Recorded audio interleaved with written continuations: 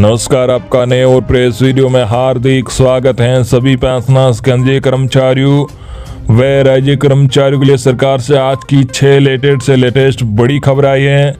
जी हां, आज salary, pension तथा 15% महंगाई भत्ता में बढ़ोतरी से जुड़ी बड़ी खबर आई है तथा साथ ही सभी पेंशनर्स व कर्मचारियों के लिए अन्य भी बड़ी खबर आ चुकी है, जिसकी पूरी जानकारी आपको सबसे पहले इस वीडियो में देखने को मिलेगी। तो बने रहा आप वीडियो को लास्ट तक और जानिए इन महत्वपूर्ण खबरों को सबसे पहले। इससे पहले अगर आपने अभी तक भी इस वीडियो पर एक लाइक नहीं किया तो एक लाइक कर दीजिए, क्योंकि आपका एक लाइक ही हमारी मेहनत का फल होता है। वही चैनल को भी फ्री में सब्सक्राइब नहीं किया हो सब्सक्राइब कर लीजिए, ताकि आगे भी आपको कर्मचारी और पेंशनर से जुड़ी हर एक लेटेस्ट अपडेट सबसे पहले देखने को मिलती रहे। तो चलिए बढ़ते हैं खबरों में आगे। आज की पहली बड़ी खबर आपको बता दें कि केंद्र सरकार ने सभी सरकारी कर्मचारियों के लिए जारी की एडवाइजरी, कोरोना वैक्सीन को लेकर कही यह बात। जी हां, केंद्र सरकार ने अपने सभी कर्मचारियों को कोरोना वैक्सीन लगवाने की सलाह दी है, जिनकी उम्र 45 साल से ऊपर है। इससे कोरोना महामारी के संक्रमण पर रोक लगाने में मदद मिलेगी। Ministry of personnel public events and pensioners की ओर से जारी की गई एडवाइजरी के मुताबिक केंद्र सरकार के सभी कर्मचारियों को कोविड के प्रोटोकॉल का पूरी तरह से पालन करने के लिए कहा गया है। कर्मचारियों को कहा गया है कि वो नियमित तौर पर मास्क पहने, सोशल डिस्टेंसिंग का पालन करें और हाथों को धोते रहे। कोरोना महामारी से लगातार बिगड़ते हालात पर सरकार लगातार नजर रख रही है। प्राथमिकता के आधार पर लोगों की पहचान करके उन्हें कोरोना वैक्सीन दी जा रही है। वही अगली बड़ी खबर आपको बता दें कि कर्मचारियों को पेंशन की नहीं होगी दिक्कत, सरकार बदल चुकी है ये 2 नियम। जी हां, आपको बता दें कि कोरोना काल में कई ऐसे बदलाव हुए हैं जो सरकारी कर्मचारियों के लिए फायदेमंद है। कुछ बदलाव के फायदे तो तत्काल प्रभाव से मिल जाते हैं, लेकिन कुछ ऐसे भी नियम लागू हैं जो लॉन्ग टर्म में काफ़ी फायदेमंद साबित होंगे। इन्हीं में से कुछ नियम पेंशन से जुड़े हैं। आज हम आपको हाल के दिनों में पेंशन से जुड़े कुछ बदलाव के बारे में बताते हैं जो सरकारी कर्मचारियों के लिए फायदेमंद होगा। दरअसल कार्मिक मंत्रालय ने हाल ही में एक आदेश जारी किया था।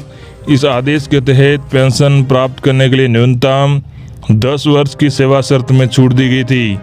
इस संदर्भ में सीसीएस पेंशन के नियम 38 में संशोधन कर आखिरी भुगतान के 50% पेंशन देने का नियम लागू किया। भले ही कर्मचारी 10 वर्ष की न्यूनतम आवश्यक सेवा शर्त को पूर्ण नहीं कर पाया हो। हालांकि कोई सरकारी कर्मचारी शरीर से या चिकित्सीय अक्षमता के कारण सरकारी सेवाओं से सेवानिवृत्त होता है, तभी ये छूट मिलेगी। इसके अलावा पेंशन से जुड़े नियमों में एक और अहम सुधार किया गया है। यह सुधार सरकारी कर्मचारियों का आश्रितों से जुड़ा है।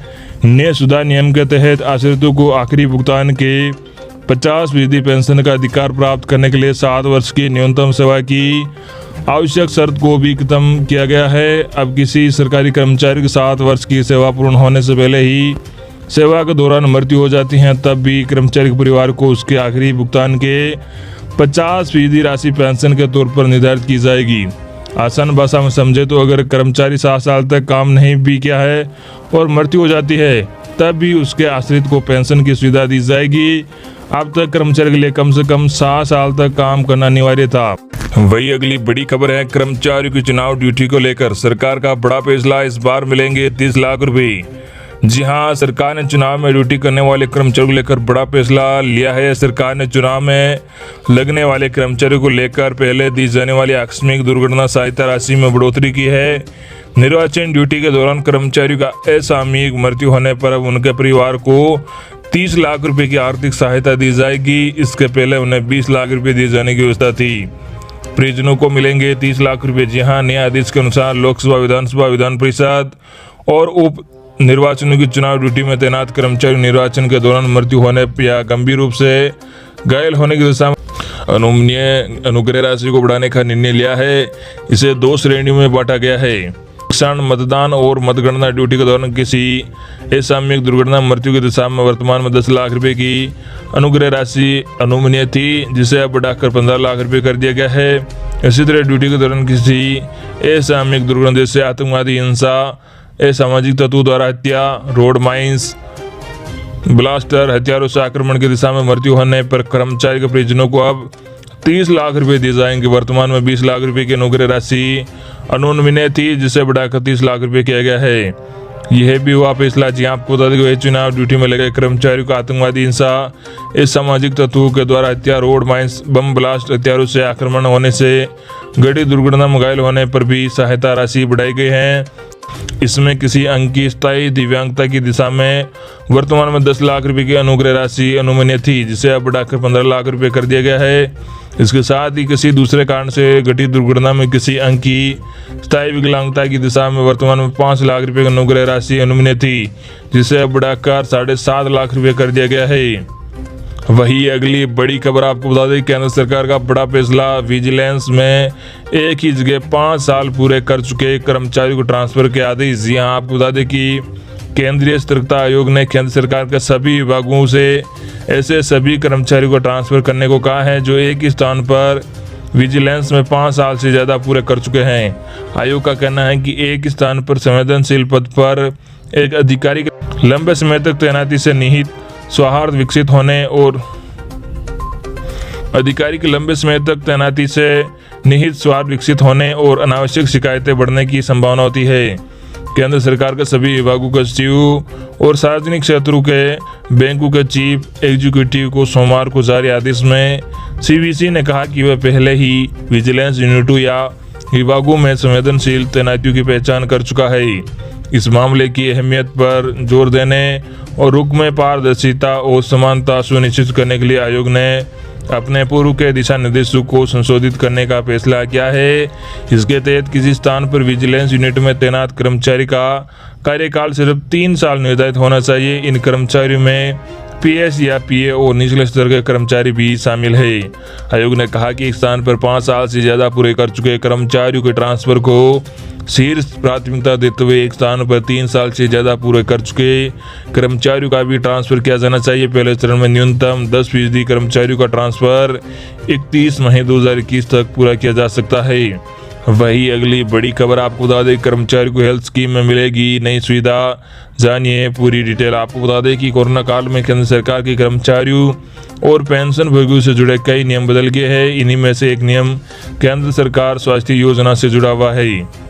क्या है ये नियम? जी आपको बता दें कि केंद्र सरकार की ओर से आयुर्वेद, योग और प्राकृतिक चिकित्सा के निजी डे केयर थेरेपी केंद्रों को सीजीएचएस के तहत सूचीबद्ध किए जाने की बात कही गई है। इसका फायदा ये होगा कि सीजीएचएस के सभी लाभार्थी कर्मचारी का परिवार साथ ही पेंशनभोगी इन केंद्रों का लाभ उठा सकेंगे। सरकार का दावा है कि यह कदम जनता के बीच दवाओं की आयुष प्रणाली की बढ़ती लोकप्रियता को ध्यान में रखते हुए उठाया गया है। कर्मचारियों को कैसे मिलेगा फायदा? जी हाँ, आपको बता दें कि डे केयर थेरेपी केंद्र में रहने की एक छोटी अवधि के लिए उपचार की प्रक्रिया है। कुछ घंटों से लेकर 1 दिन से कम समय तक सीजीएचएस लाभार्थियों को उपलब्ध कराई जाएगी। योजना का उद्देश्य स्वास्थ्य और सेहत में सुधार करना।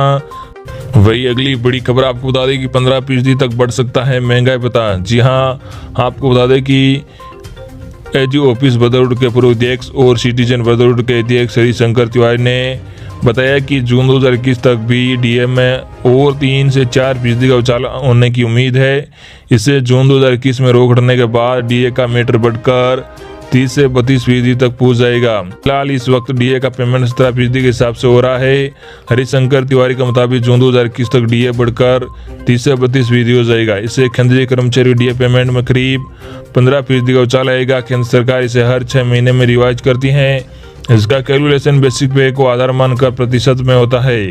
अभी कर्मचारियों और पेंशनों को अलग अलग डीए मिल रहा है। कोरोना महामारी के कारण सरकार ने 1 जून 2020 से 1 जुलाई 2021 तक के लिए महंगाई भत्ते में बढ़ोतरी को फ्रीज किया है। साथ ही पेंशनों की महंगाई राहत की रकम भी 1 जुलाई 2021 तक नहीं बढ़ेगी।